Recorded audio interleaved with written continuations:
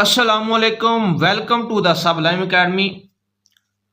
आज हमारा birth of Islam का दूसरा लेक्चर है। तो हमने कंप्लीट कर लिया था आमुल फील के वाक़या जो हमने पढ़ा था, उस पे हमने एंड किया था। तो उसके बाद हुजूर पाक सल्लल्लाहु अलैहि वसल्लम की विलादत मुबारक है। हुजूर सल्लल्लाहु अलैहि वसल्लम की विलादत मुबारक। तो आज हम इधर से स्टार्ट करेंगे कि हुजूर पाक सल्लल्लाहु अलैहि वसल्लम की विलादत मुबारक कब हुई और इसके आगे किस तरह सिलसिला चला। तो हुजूर पाक सल्लल्लाहु अलैहि वसल्लम की विलादत मुबारक जो पीपीएससी के एग्जाम में दो तरह के ऑप्शन होते हैं, 22 अप्रैल 570 एडी मतलब ईस्वी। अगर तो ऑप्शन दिया हो ये तो आपने ये टिक करना है। इसके अलावा कभी कभार वो दे देते हैं अकेला 571 एडी, ये दोनों इकट्ठे नहीं आएंगे। अगर ये वाला आया तो इस पे टिक कर दो, अगर ये वाला आया तो इस पे टिक कर दो। तो हुजूर पाक सल्लल्लाहु अलैहि वसल्लम की विलादत मुबारक 22 अप्रैल 570 एडी या 571 एडी। अगर पूरा पूछे तो ये वाला 570 एडी, अगर अकेला पूछे तो 571 एडी। बरोज पीर को पैदा हुए। तो कभी कभार वो पूछता है कि मक्का की एक गली है उसमें पैदा हुए, तो वो मक्का की गली का क्या नाम है? शोकुल लैल। मक्का की गली शोकुल लैल में पैदा हुए। तो और एक सवाल कभी वो ये पूछता है मक्का की गली शोकुल लैल में पैदा हुए लेकिन घर किसका था? तो घर था हजरत अबू तालिब का। हजरत अबू तालिब के घर पैदा हुए।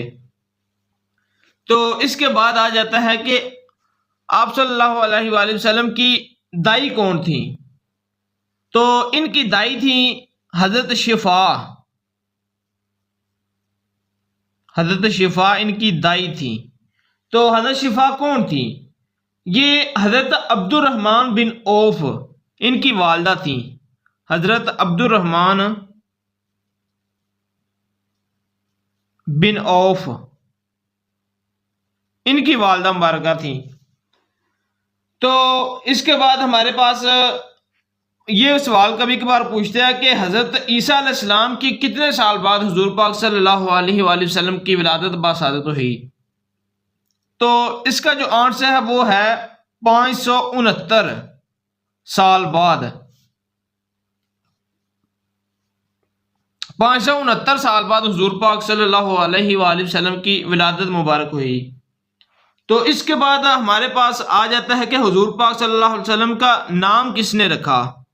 तो हुजूर पाक का नाम एक तो इनकी वालदा मुबारका ने रखा अहमद, और दूसरा एक नाम रखा इनके दादा ने हजरत अब्दुल मुत्तलिब ने, तो वो नाम रखा था मोहम्मद। जो वालदा ने नाम रखा था अहमद, वालदा ने। तो जो अहमद नाम है ये कुरान पाक में कितनी दफा आया है? एक मरतबा। किस सूरत में? सूरत साफ में, सूरत अल साफ में। और कुरान पाक में जो मोहम्मद नाम है ये कितनी मरतबा आया है? ये नाम रखा आपके दादा ने, और ये कुरान पाक में आया है 4 मरतबा।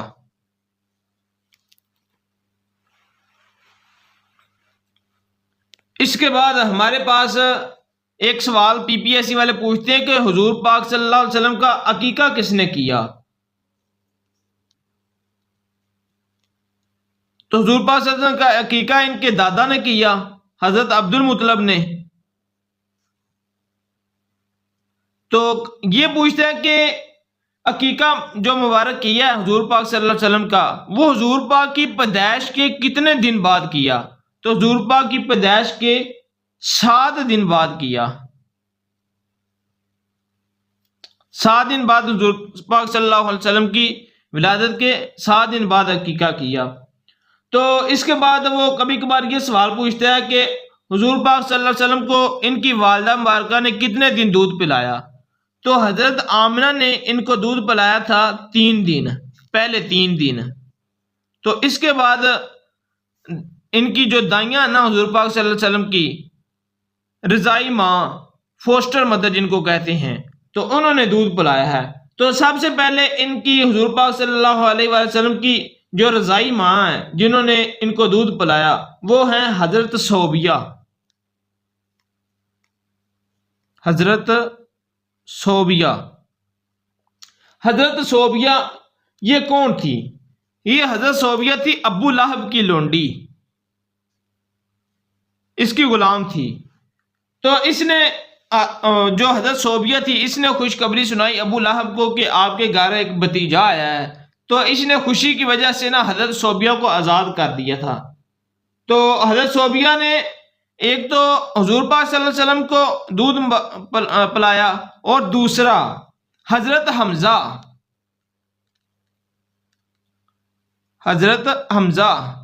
रज़ी अल्लाह ताला अन्हु इनको दूध पिलाया। तो जो कि हजरत सोबिया ने हुजूर पाक सल्लल्लाहु अलैहि वसल्लम को भी दूध पिलाया और हजरत हमजा को भी, तो मतलब क्या हुआ, हुजूर पाक सल्लल्लाहु अलैहि वसल्लम और हजरत हमजा दोनों क्या बने, रज़ाई भाई भी बने। एक तो हुजूर पाक सल्लल्लाहु अलैहि वसल्लम के जो हजरत हमजा है वो चचा भी हैं और दूसरे ये इनके रज़ाई भाई भी हैं।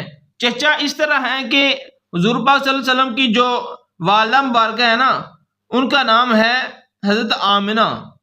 तो हजरत आमिना के जो सास थी जिसको हम इस तरह हम कह लें कि हजरत अब्दुल मुत्तलिब ने काफ़ी सारी शादियां की थी, तो किसी और बीवी में से, किसी और वाइफ में से हजरत हमजा पैदा हुए। तो जो हजरत अब्दुल्ला थे उनकी वालिदा का नाम था फातिमा, तो ये फातिमा की नस्ल थे और जो दूसरी थी जो जिससे हजरत हमजा पैदा हुए उनका कोई और नाम था। तो लेकिन दूध हजरत सोबिया ने पिलाया तो इसलिए हजरत हमजा और हुजूर पाक सल्लल्लाहु अलैहि वसल्लम दोनों रज़ाई भाई बने।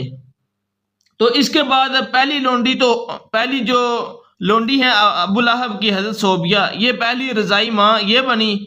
दूसरे नंबर पे हजरत खोला, ये हुजूर पाक सल्लल्लाहु अलैहि वसल्लम की दाई बनी, इन्होंने हुजूर पाक को दूध पिलाया। तीसरे नंबर पे हैं हजरत हलीमा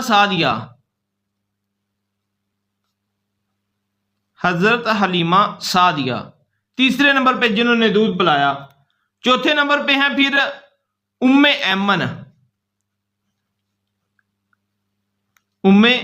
ऐमन। अभी हम ये देखेंगे कि उम्मे ऐमन कौन थी। तो ये उम्मे ऐमन जो थी ना, ये हजरत जो हुजूर पाक की माँ थी हजरत आमिना, ये उनकी गुलाम थी, हजरत आमिना की गुलाम थी, ये की गुलाम। जो उम्मे ऐमन का असल नाम था ना, उम्मे ऐमन ये होती है कुनियत, मतलब ऐमन की माँ। इनका जो असल नाम था वो असल नाम था बरकत, उम्मे ऐमन का। तो अभी हम तफसील से देखेंगे हजरत हलीमा सादिया को, क्योंकि इनके सवालात, इनके हवाले से जो पीपीएससी में काफ़ी सारे सवालात पूछे जाते हैं। तो हम स्टार्ट करते हैं अभी हजरत हलीमा सादिया को।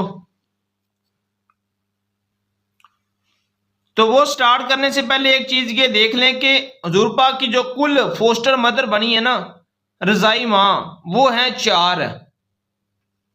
तो इसके बाद हम जो डिटेल से हजरत हलीमा सादिया को देखते हैं। अभी हमारे पास है हजरत हलीमा सादिया, इनको हम डिटेल से पढ़ते हैं।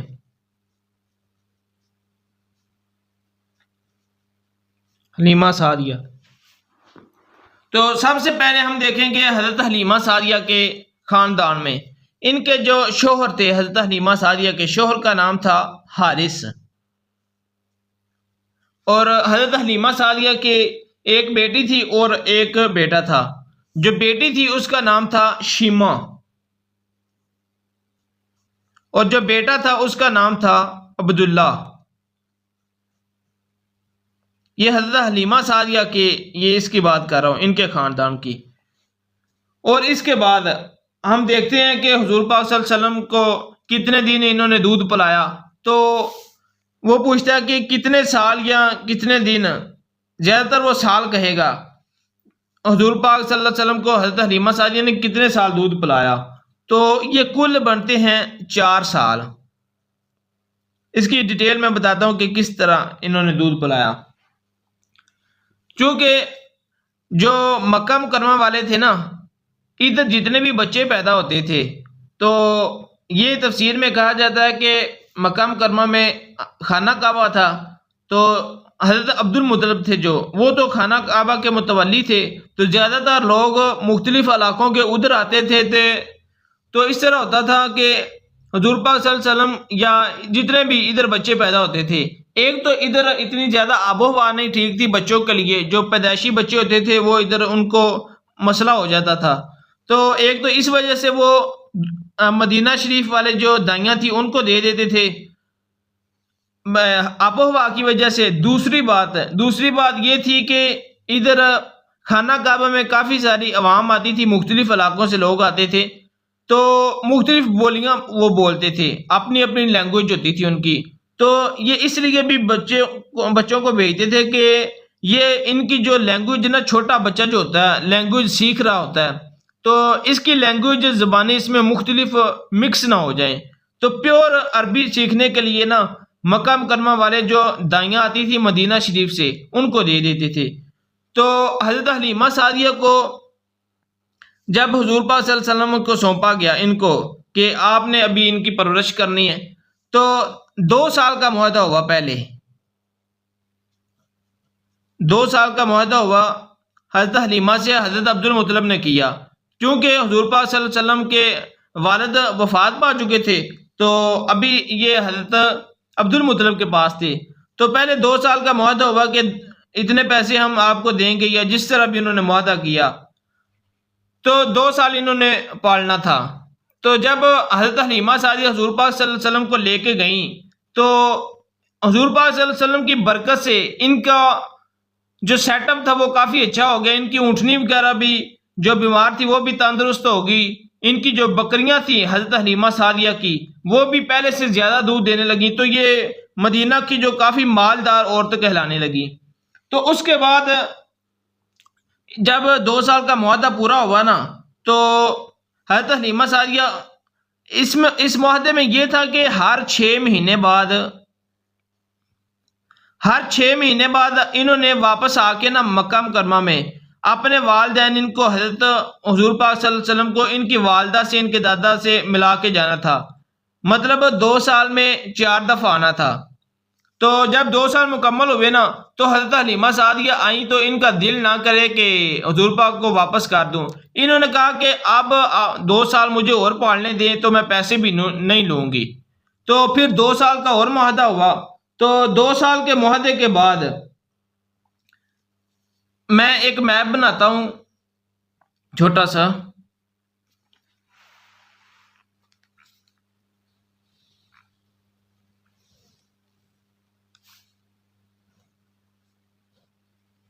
इधर यमन है, इधर मक्का, इधर मदीना शरीफ। तो ये मदीना शरीफ से इधर मक्का आती थी, ये तकरीबन बनता है इसमें 300 मील। मक्का से मदीना का तकरीबन फासला बनता है 300 मील।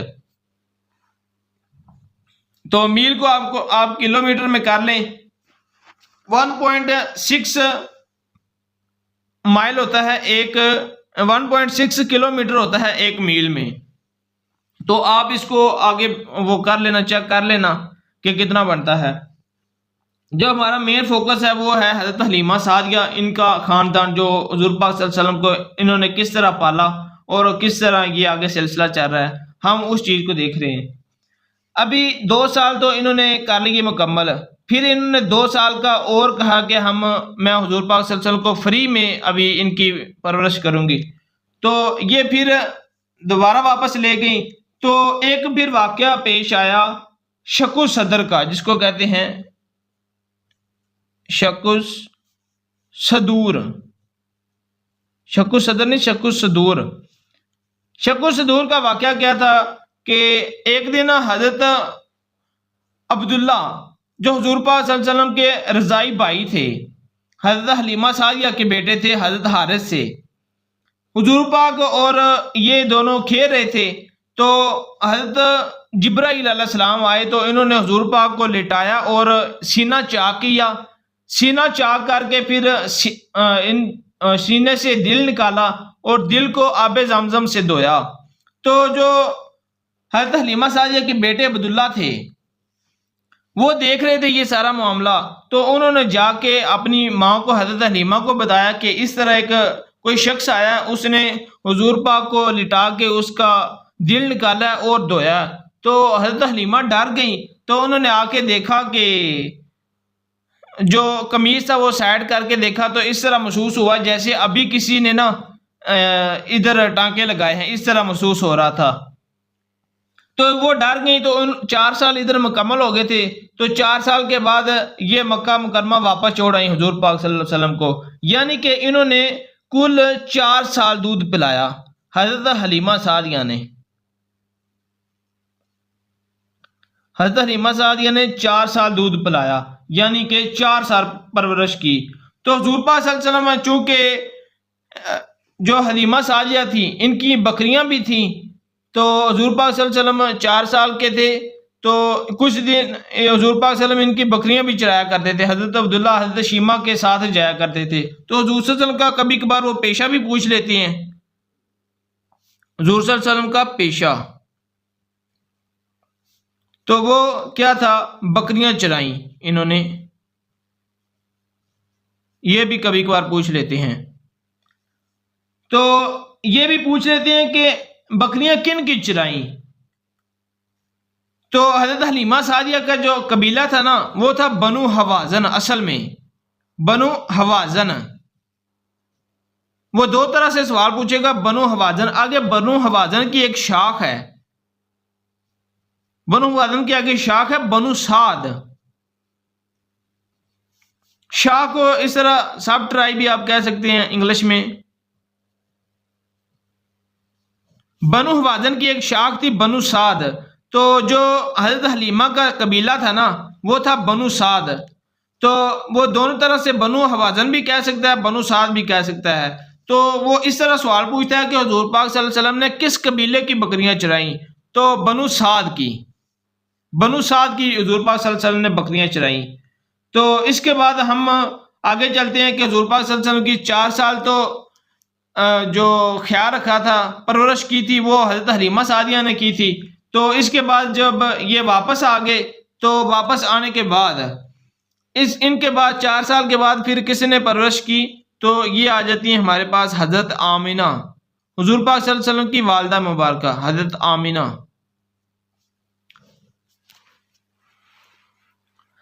अब हम देखेंगे कि हजरत आमिना ने कितने साल परवरिश की।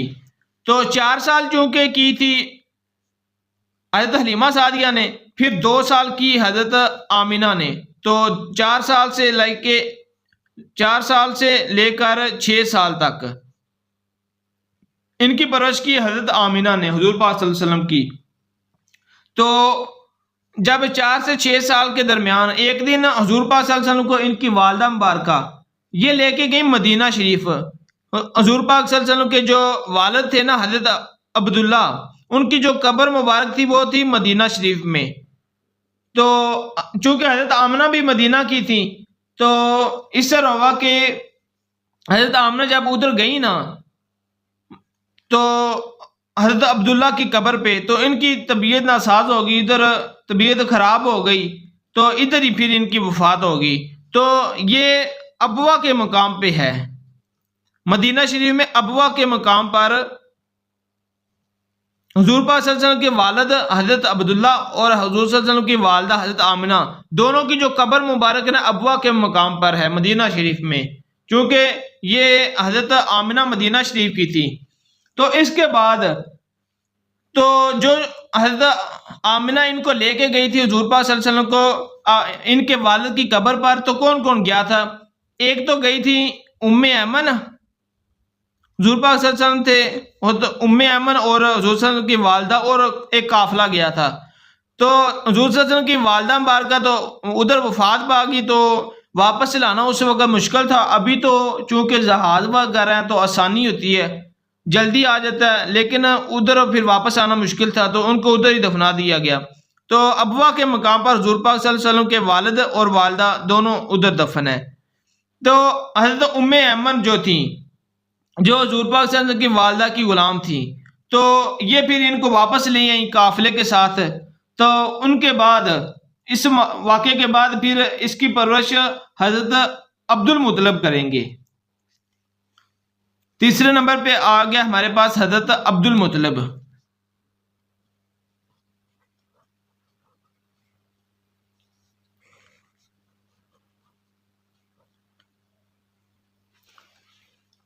तो हजरत अब्दुल मुत्तलिब भी 2 साल हुजूर पाक की परवरिश करेंगे। 6 साल से लेके 8 साल तक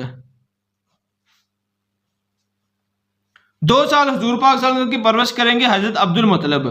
तो हजरत अब्दुल मुत्तलिब की जो वफात हुई है वो हुई है 578 AD को, यानी कि 570 को हुजूर पाक सल्लल्लाहु अलैहि वसल्लम पैदा हुए, तो 578 को हजरत अब्दुल मुत्तलिब जो आसद की परवरिश कर रहे थे, इनकी डेथ हो गई। तो इसके बाद आपकी परवरिश कौन करेंगे?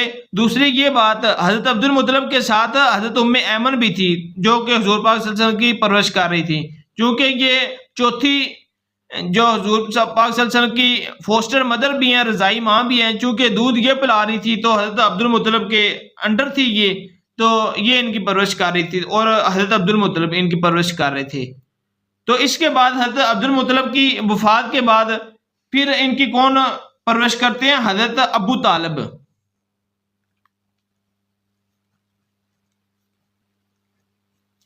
हजरत अबू तालिब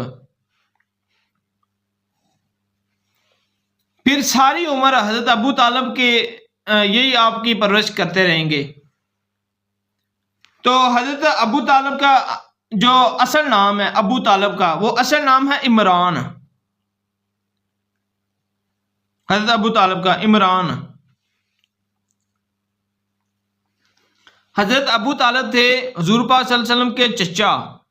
हुजूर पाक सल्लल्लाहु अलैहि वसल्लम के जो दादी थी ना फातिमा, ये उनमें से थे।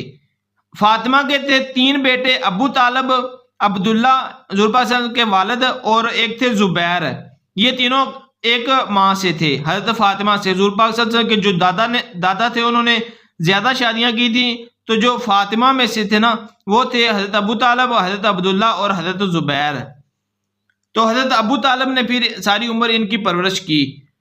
तो इसके बाद हम देखते हैं हजरत अबू तालिब को, या इसके रिलेटेड जो भी सवालात होते हैं।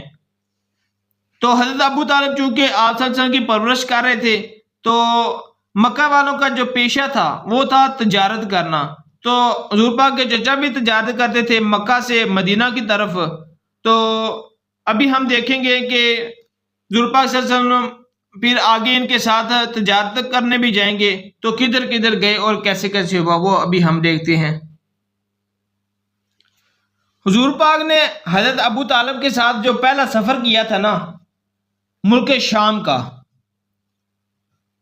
पहला सफर, मुल्क शाम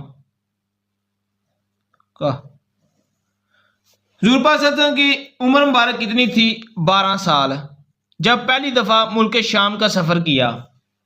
तो रास्ते में एक ईसाई राहब जिसका नाम था बसरा, बसरा जगह थी जहां पे ईसाई जो राहब था ना, उसके साथ मुलाकात हुई थी। तो बसरा थी जो, ये थी जगह जिस जगह पे ईसाई राहब था जिसके साथ मुलाकात हुई। ईसाई राहब जो इसका असल नाम था ना, इसका नाम था जर्जीस, बुहेरा नामी उसका नाम था जर्जीस। इसके साथ मुलाकात हुई थी। बुहेरा नामी भी कभी आ सकता है, तो कभी ये उसका असल नाम जर्जीस भी पूछ लेते हैं। इन दोनों में कोई भी है, ज्यादातर जो पीबीएससी वाले वो जर्जीस का नाम लेते हैं। ये पूछा गया था, पीछे मैंने एक पेपर भी करवाया हुआ है जिसमें जो इस्लामियात का लेक्चरर का भी ग्रेड 17वें का पेपर था, तो उसमें मैंने ये सवाल हल किया है। वो मैंने अपलोड भी सारा पेपर किया है सॉल्व करके, तो आप उधर जाके भी पेपर भी देखें तो आपको आइडिया होगा कि सवाल किस तरह आते हैं। तो जर्जीस वो राहिब था, ईसाई राहिब था, तो इसने बताया हुजूर पाक सल्लल्लाहु अलैहि वसल्लम के चचा को कि ये उसने कुछ निशानियां देखी आप सल्लल्लाहु अलैहि वसल्लम में से। तो एक दो उसने पूछा था कि हजरत अबू तालिब से, ये जो आपके साथ छोटा बच्चा है, हुजूर पाक सल्लल्लाहु अलैहि वसल्लम की अभी 12 साल उम्र थी, उसने पूछा था ये कौन है। तो उसने बताया कि हजरत अबू तालिब ने बताया कि ये मेरा बेटा है। उसने कहा कि ये आपका बेटा नहीं हो सकता, मुझे असल बात बताओ। तो उसने बताया, हजरत अबू तालिब ने बताया कि ये मेरा भतीजा है और ये यतीम है, इसका जो वालिद है ये वफात पा चुका है। उसने कहा कि तुम ठीक बता रहे हो अभी, क्योंकि हमने अपनी किताबों में पढ़ा था कि इस तरह एक आखिर ज़मान नबी पैदा होगा, उसकी ये निशानियां होंगी। तो उसने फिर वो जो उसने अपनी किताबों में पढ़ा था, उसने फिर देख के तो फिर बताया कि इसका ख्याल रखो कि इसको कोई नुकसान ना पहुंचाए, कोशिश करो कोई इसको वापस ले जाओ। तो ये जो जर्जीस था, इसने कुछ नसीहतें की थी हज़रत अबू तालिब को हुजूर पाक सल्लल्लाहु अलैहि वसल्लम की, जो उनको ख्याल रखने के बारे में। इसका नाम था जर्जीस। तो आगे हम ये देखते हैं कि हुजूर पाक सल्लल्लाहु अलैहि वसल्लम ने कौन सी जंग में हिस्सा लिया। 12 साल की अभी उम्र थी। तो एक वाकया हुआ था जंगे फुजार। ये हम एक तरतीब से चलते आ रहे हैं, एक कहानी के टाइप सवाल करते आ रहे हैं। तो आपने ये साथ साथ लिखते जाना है ताकि बाद में फिर आपको इशू ना हो, बार बार वीडियो भी ना देखनी पड़े। तो आपने अपना लिखा हो तो हिंट चूंकि मैं दे रहा हूँ, बल्कि मैं तफसील से बता रहा हूँ, तो आप हिंट लिखते जाएं तो आपको बाद में फिर याद करना भी आसान हो। तो जंगे फुजार, ये हुजूर पाक सल्लल्लाहु अलैहि वसल्लम सबसे पहले ये आप सल्लल्लाहु अलैहि वसल्लम के दौर में आई। अभी आप सल्लल्लाहु अलैहि वसल्लम की उम्र मुबारक थी 15 साल जब ये जंग हुई। तो ये जंग असल में है क्या थी? फुजार, फुजार का मतलब होता है नापाक या हराम। फुजार का मानी क्या है? नापाक या हराम।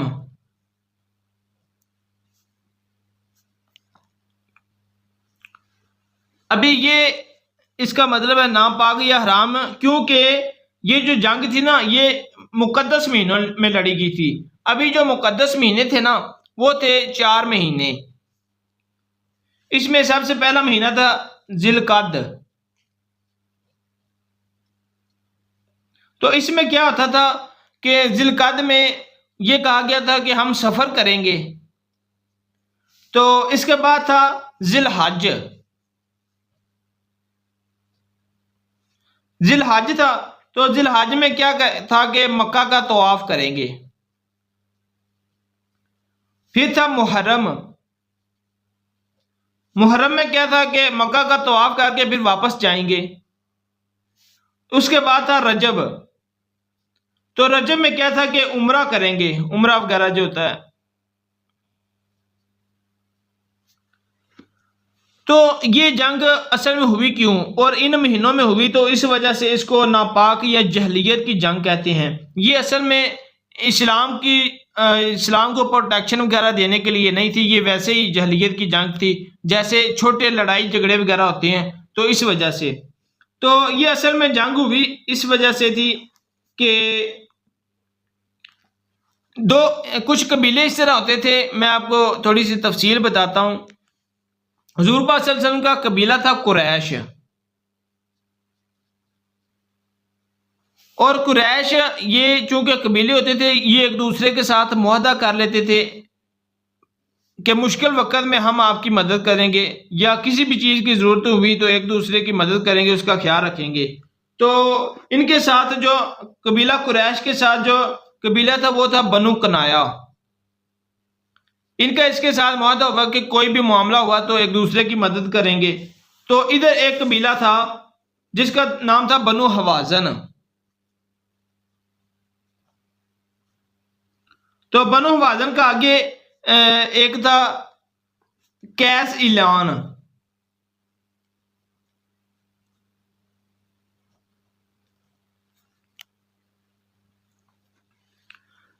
जो कुरैश और बनु कनाया था ना, इसका एक शख्स था इन दोनों का, कैस। ये कैस बनु हवाजन का एक शख्स था जिसका नाम था अरवा। ये कैस था कुरैश और बनु कनाया की तरफ से, और जो अरवा था ना वो था बनु हवाजन की तरफ से। इनका किसी तजारती माल की वजह से झगड़ा हो गया। तो ये झगड़ा फिर आगे आगे झगड़ा ज्यादा होता था तो ये जंग की सूरत अख्तियार कर गया। तो फिर ये जंग हुई। तो जंग में हुजूर पाक सल्लल्लाहु अलैहि वसल्लम ने खुद तो अमलन हिस्सा नहीं लिया, लेकिन ये कहते हैं कि आप सल्लल्लाहु अलैहि वसल्लम अपने चचाओं को, क्योंकि ये हुजूर पाक सल्लल्लाहु अलैहि वसल्लम अपने चचा के साथ रहते थे, तो इनको ये जबरदस्ती ले गए कि आओ आप हमारे साथ जंग में चलो। तो हुजूर पाक सल्लल्लाहु अलैहि वसल्लम ने अमलन तो कुछ काम नहीं किया, लेकिन इतना कहते हैं कि जो तीर थे ना ये अपने चचाओं को उठा कर देते। तो ये जंग काफी अरसा चलती रही। तकरीबन ये कहते हैं कि 3 साल तक ना ये जंग चलती रही। कहीं पे 4 साल कहते हैं, कहीं पे 3 साल। तो जो मैंने देखा है ना जहां से, तो वहां था कि 3 साल तक ये जंग चलती रही। फिर चौथे साल जाके ना ये सुलह हुई। तो सुलह किस तरह हुई? हुजूर पाक सल्लल्लाहु अलैहि वसल्लम की उस वक्त उम्र मुबारक थी 15 साल। 12 साल, ये जो पहले मैंने आपको बताया है कि 12 साल में हुजूर पाक सल्लल्लाहु अलैहि वसल्लम ने पहला मुल्क शाम का सफर किया। फिर 3 साल बाद ये 3 साल तक जंग चलती रही। इस वक्त आप सल्लल्लाहु अलैहि वसल्लम की उम्र मुबारक थी 15 साल।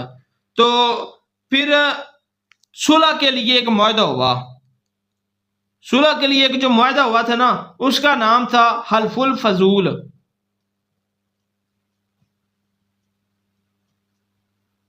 हल्फुल फजूल ये एक मुआहदा हुआ था, जिस मुआहदे की वजह से ये दोनों जो पार्टियां थी ना, कुरैश वाले और बनु हवाजन वाले, इन दोनों के दरमियान फिर यह मुआहदा हुआ कि जिन के ज्यादा कत्ल हुए हैं ना इस जंग की वजह से, दूसरे अगर कुरैश के ज्यादा कत्ल हुए हैं तो बनु हवाजन वाले इनको पैसे देंगे, दियत देंगे।